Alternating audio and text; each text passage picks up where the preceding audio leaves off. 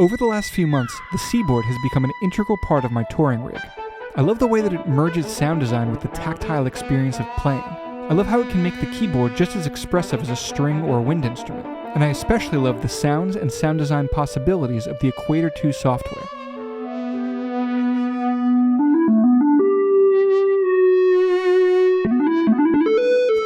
As a lover of all things synth and sound design, I was curious.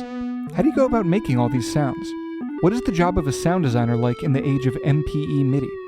And what is it like to create tools used by countless musicians all around the world? So now after a gig in the Netherlands, I'm hopping over to London to have a chat with one of the sound designers responsible for Equator 2's many incredible presets designed for use with Seaboard.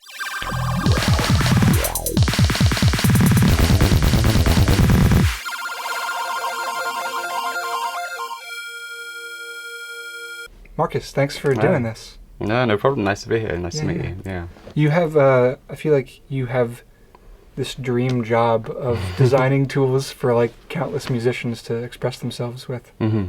Yeah, it's exciting, and there's a huge amount of variety in the stuff that we do. So, as someone with a kind of varied music taste, it's nice to have those kind of different vibes to jump in. Like each sound pack we do is covering a different kind of vibe or style or genre or something. So yeah, it's super varied and it's fun. Yeah. How did you get into this? So I kind of started at Roli in a different role, in more of the technical support side of things, but I have been producing and composing music for a long time, so I was kind of doing that alongside it, and always with the hope of kind of worming my way into the more kind of creative side of things. So I moved into the sound team a couple of years ago in more of a kind of QA type role, and then started making patches and making demos and videos to kind of promote the stuff we were doing, and just grew from there, really. Yeah. Do you ever hear people like out in the world like making music with sounds that you've created, maybe in ways that you didn't expect? Or I can't say that I've heard like specific examples, but it's always nice when you see, say, like a demo for a sound pack that I've done that's on YouTube, and then you see people in the comments kind of talking about using it in their own stuff, or it resonating with them or giving them inspiration, and that's really nice. Yeah, for sure. And you were saying earlier that like sometimes you make a sound, but people are like using it in ways that you didn't expect, like in ways that kind of go against even like what you designed. Yeah, I think that's what makes MPE sound design specifically kind of so much more like nuanced and multifaceted than maybe standard sound design. And that's not to sort of dig on 2D sound design, but I think just because there's a huge amount of complexity in making patches for any kind of synth, but then with MPE and with so many dimensions kind of interacting with each other, there's a lot more complexity. And because of the way that we kind of give you hands-on control of so many parameters simultaneously, certain playing styles can kind of make those parameters interact with each other in a different way than another playing styles. So you might, as a sound designer, create a patch and it gives you a certain vibe, you play it in a certain way and you kind of set the sound up in that way, but then someone else just kind of resonates differently with it and they play it in a different way, they attack the keys more or whatever it might be, and then you can end up with outcomes that are actually quite unexpected. So yeah, it's a complicated thing trying to find this balance between all of the various modulations and stuff that are going on. Yeah, I like the 3D analogy with all the variations and modulations that are going on, because like I feel like when I started down this road of being fascinated by this stuff, I was like, all right, you got like your oscillators and your waveforms, and you've got your envelopes, which you can route to different things, and you've got your LFOs, and you've got some effects, and with that you can create like this wide range of things. But with this, you can really create a wide range of things. And I think, sorry to interrupt you, it's also kind of like the real-time control of them as well, because like with a lot of patches for, I keep saying 2D, but I just mean kind of non-MPE I like that analogy, synthesizers, you kind of have, aftertouch is probably your only kind of modulation that you can control in the period after you've begun to sustain a note and before it ends, kind of thing. So you have this middle section, and because of the various dimensions of the Seaboard and stuff, you have control over that portion of the sound in a way that you don't really on others, unless you're sort of using automation or knobs or something, but that you're taking a hand away from the keyboard kind of thing. So there's this kind of new phase in that middle section that people can control in a very live way, and I think that's where it gets complicated, I think. Yeah. So like you not only design a patch, you have to design the patch with like all the different things that it could be if you like do different tactile motions with your hands. Exactly, yeah. And I think I basically think of sounds in kind of three phases, almost like you'd have an attack, decay, sustain, release on a synth, like an envelope.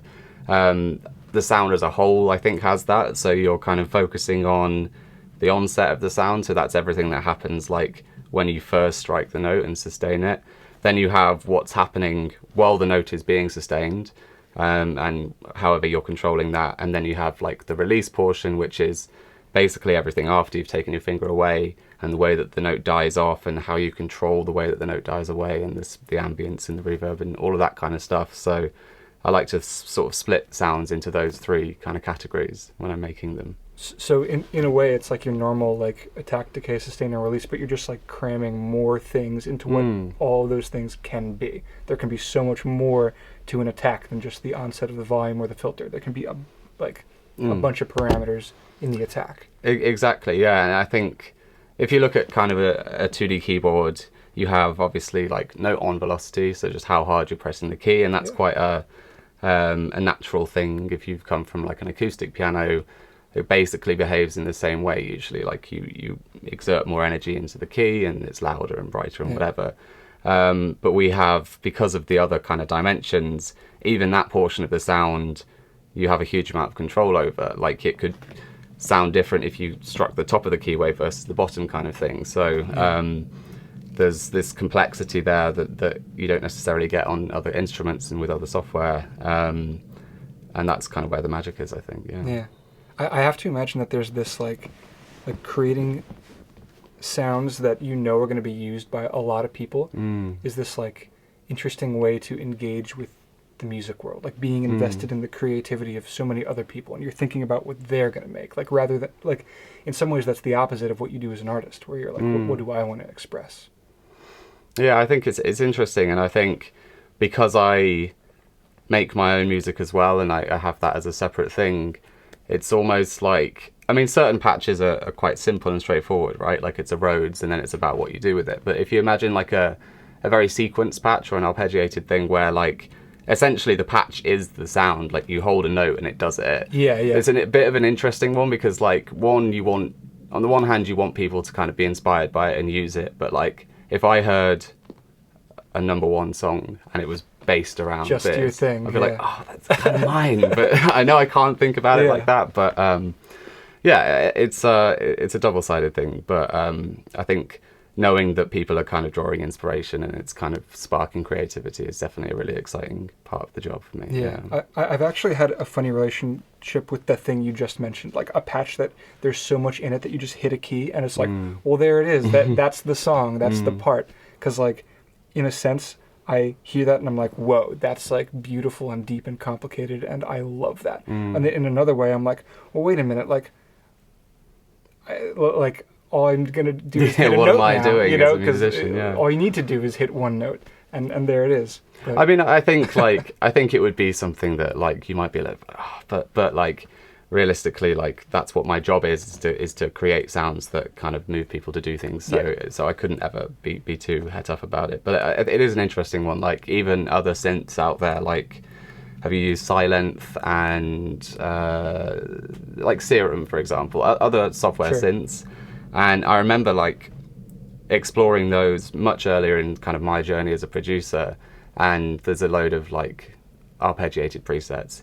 And then because I was kind of learning how to produce and whatever, doing those to death and making things with them, and then hearing songs in like the charts, and I was like, wait, that's that preset. And it's kind of weird when you have the under the hood kind of look at it, but for most people it's just a cool sound and they won't ever have that association. But it is a strange thing sometimes. Yeah, I think that I heard recently that there's this one like big pop song that's literally just one of like the Apple loops. It's like one of like the GarageBand loops or something. Like one of the GarageBand loops. They just like clicked and dragged it in.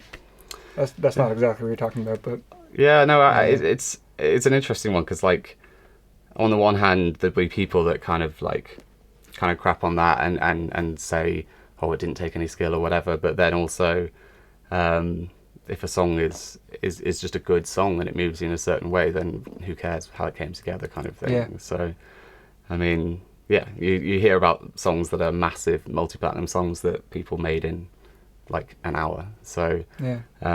I think sometimes people are a bit too focused, or some people can be too focused on like, well, that wasn't complicated enough for you to do. Like, Sure, it's sure. art is good regardless of how it Yeah. was made sometimes, I think. So Yeah. yeah, it's an interesting sort of philosophical question, maybe. Yeah, I don't know. Do you ever, like, in designing sounds that are like deep and complicated like that, like, how do you feel about like how that comes through in the styles of music that at least maybe you've tried to plug it into?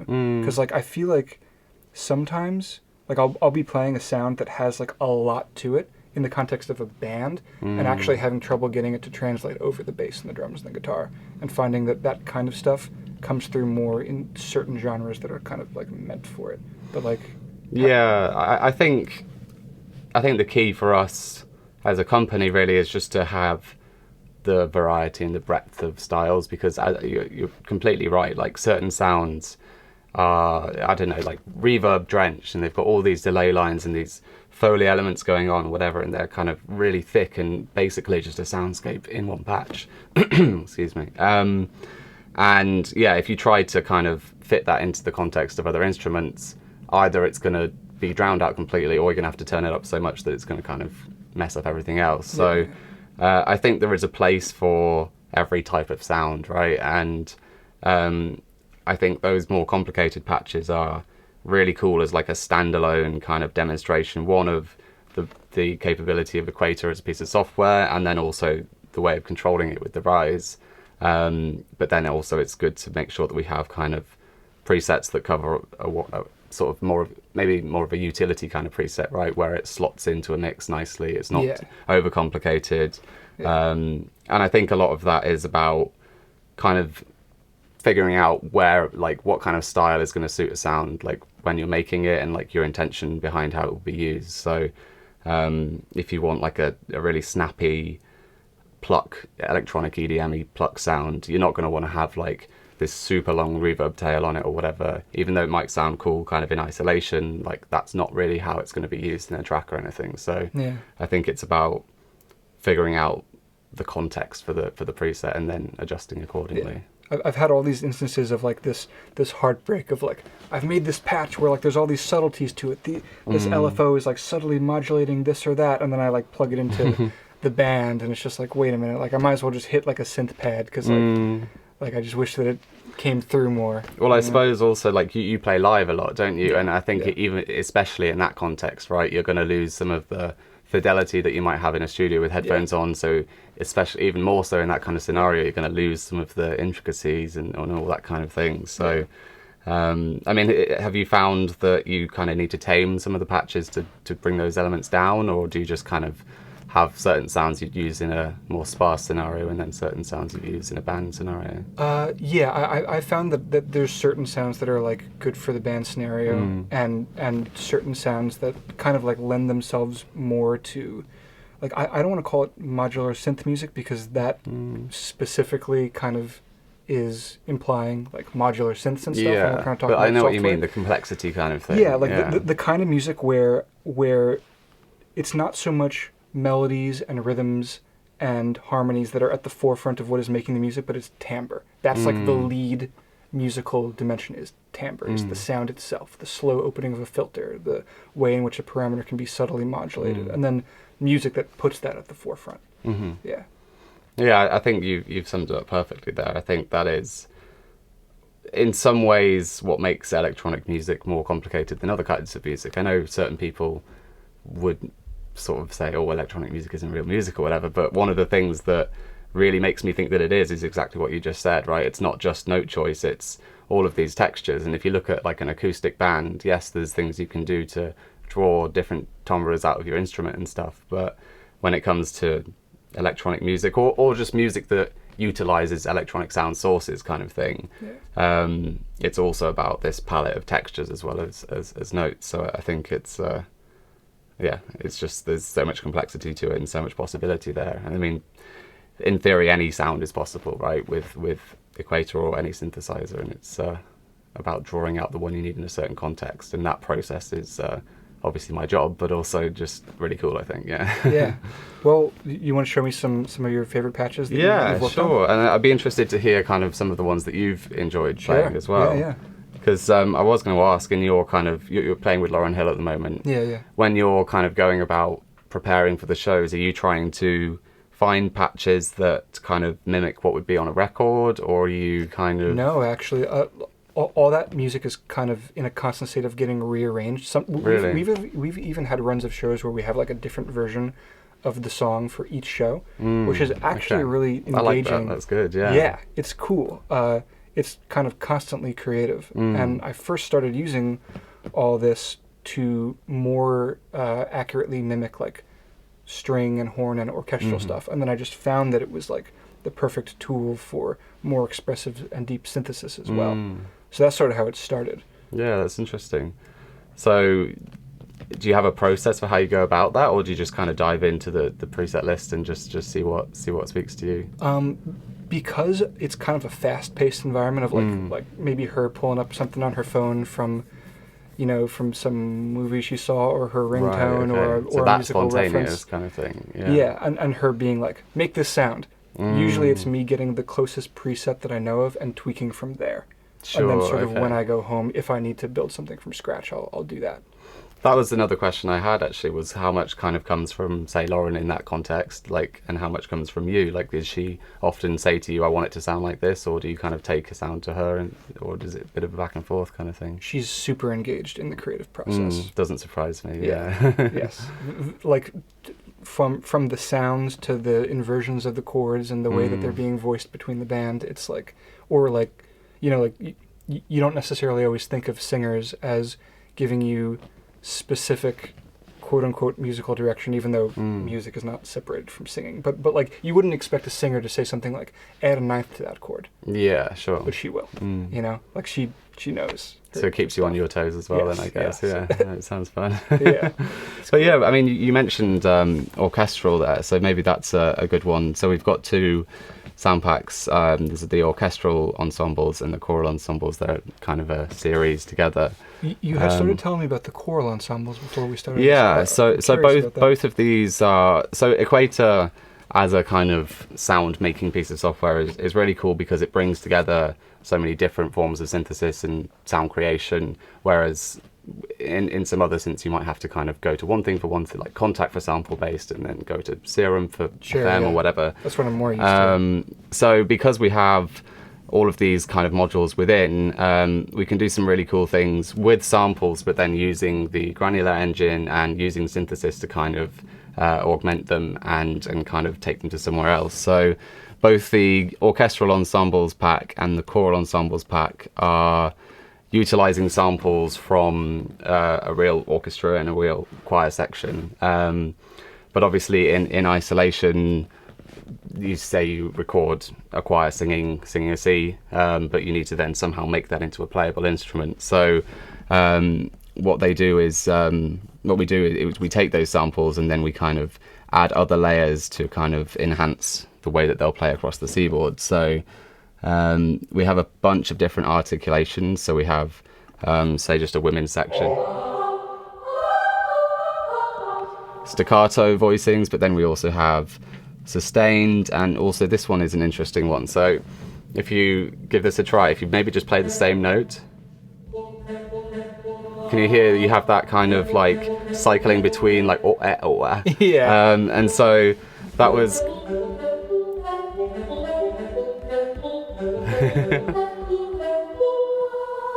so that's kind of sequencing different samples together, so you get that kind of choppy rhythmic thing. So is there something in there that is telling it to alternate which sample is being triggered each yes time? Exactly, yeah. So it's kind of like what we call like a round robin thing. So each sample, when we load a sample in, that sample isn't just one audio file, it's a bunch of recordings at different notes, because what would happen if you used one for the whole thing is that it'd be super chipmunky when it got to the high notes and super kind of slowed down sounding at the low notes. So there's a bunch of samples for the notes across the keyboard, and then you can do kind of what's called layers beneath that. So essentially what is happening there is that when you're playing the same note, it's alternating between a bunch of samples to give you that kind of different rhythmic aspect.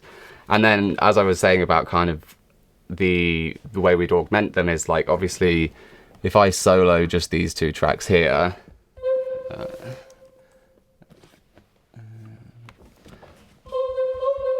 so that's just the vocals, I see. right? It's basically. And then I have no sustain once that's played because that is a small sample that is just a kind of shout from the choir. So then what we do is add other layers so that we can have sustain behind it. So and it comes in. yeah, and that's a combination of a sustained choir, so the choir actually holding a note, but then also synthesized elements that just kind of support what's going on and give it added texture. So that soloed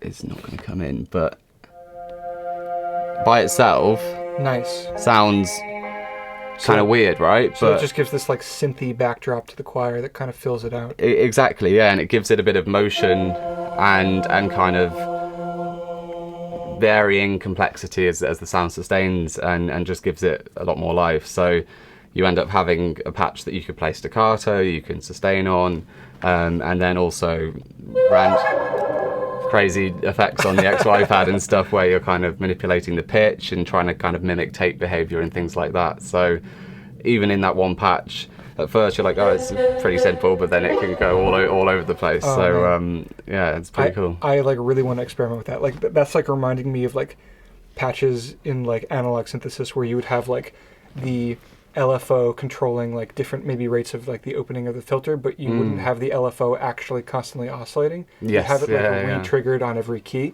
getting this like dynamic, like each time you hit the key, it's a different timbre or something, but this is like a different manifestation of that. And no, I really like that kind of thing as well, and that is that kind of Hocketing effect, right, where you have like, and I like that in, there's so many ways that's cool, like in sort of complextro and kind of certain electronic genres where you have this kind of staccato chopping between sounds, but this is obviously like a completely different vibe, but a similar kind of process. I actually did a cover of the Pet Shop Boys using this sound because it sounded exactly like one of their songs. So it's a cool patch. That patch that was up before with you said it was like a car or something. That's an interesting one. So that's from our Granular Foley pack. So this was kind of, we had two patches, Granular Foley and Granular Motion, that were just kind of celebrating the granular module in Equator. So are you familiar with granular synthesis, basically? Not a whole lot. Well, just in effect, it's just kind of taking a sound and chopping it up into tiny grains, right? And then manipulating the direction of those grains and the kind of the speed of playback and all the rest of it allows you to achieve these kind of really out there effects. So Granular Foley was one that we worked on recently that was kind of primarily a textural pack. There's a lot of kind of ambient soundscapey stuff in there. There is some more kind of lead and key sounds as well, but primarily it's about kind of taking everyday sounds and textures and then pushing them into a kind of musical realm. And I think what's so cool about it is that sometimes you might make a track and then you want to kind of add sound effect elements or Foley elements, and you're kind of like looking for some or recording and cutting things down, but having kind of hands-on control, you can just add a little accent in a certain place. I'm still on the quiet sound. Yeah. Yeah, just like built into the patch itself. Yeah, so this is a cool one. So we have kind of a pad sound there, but then as I slide up on the keys, we're going to get this kind of textural element.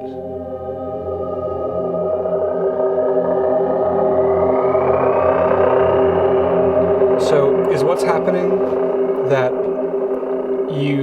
so you have a pad, and then you said it was a car, what? Yeah, so that kind of layer on the top there is actually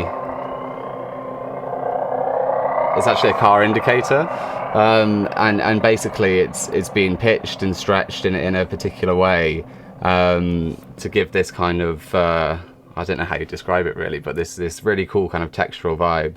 So is that like you slide your finger up and it's coming in volume and like a filter is opening? So it's the pitch is modulating, which is also kind of affecting the speed, and then we have some randomness to the position and the pitch of the granular playback as well, because that's a cool thing about the granular engine, is that you can introduce these kind of random elements as far as to how it kind of moves through the sample, both direction wise and whatever it may be.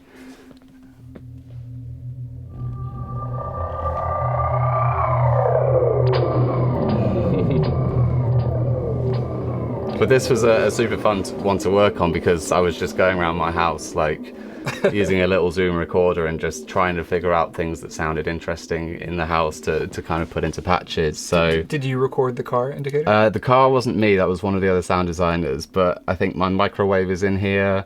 There's like lighters, there's balloons, springs, me slamming my oven door, all kinds of things like that.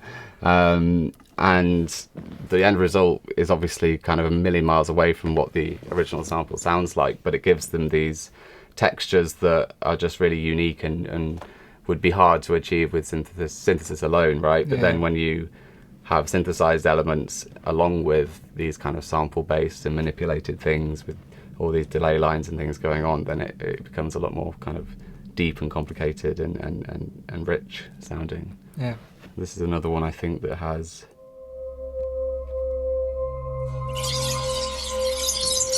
a bit shrill there, but lower down.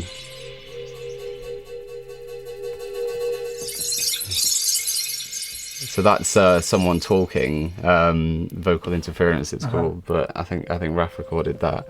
But again, you just get these cool little textural things. I mean, it's interesting that one coming in so strongly there, because it's kind of what you said before about certain sounds not fitting in certain contexts, and I think the beauty of this pack and using it in a sound is more about the subtlety, right? You're not going to have a track that is fully based on these sounds necessarily, but where you want just kind of accents to something or kind of to fill out the vibe in a certain way, then you can just add a little I didn't know what sound that was going to be, I'm not going to lie.